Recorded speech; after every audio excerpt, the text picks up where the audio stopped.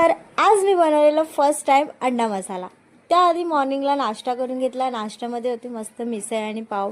मग सुरू केलं ऑफिसचं काम आणि मग काम वगैरे आटपल्यानंतर संध्याकाळी आज बघितलं तर आमच्या घरी चालू होतं फिश फ्राय, पण मला फिश नको होती, त्यामुळे मग मी स्वतःसाठी बनवायला घेतलं अंडा मसाला। तिला मी अंडी बॉईल करून घेतली आणि मग त्याला कट्स लावून त्यामध्ये हळद, मीठ आणि लाल तिखट लावून मॅरिनेट करून घेतलं आणि मग ऑइलमध्ये फ्राय करून घेतलं। मग त्याच ऑइलमध्ये कांद्याची पेस्ट टाकली आणि मग कांद्याची पेस्ट चांगली गोल्डन ब्राऊन झाल्यानंतर त्यामध्ये लाल तिखट आणि टॅमॅटोची प्युरी टाकून घेतली आणि मग दोन्ही मसाले चांगले फ्राय करून घेतले। त्यानंतर मग मीठ, हळद आणि बाकीचे मसाले सर्व टाकून मग त्यामध्ये सोडले अंडी आणि अंडी पण चांगली मसाल्यासोबत फ्राय केले, बिकॉज अंड्याच्या आतमध्ये मसाला गेला पाहिजे।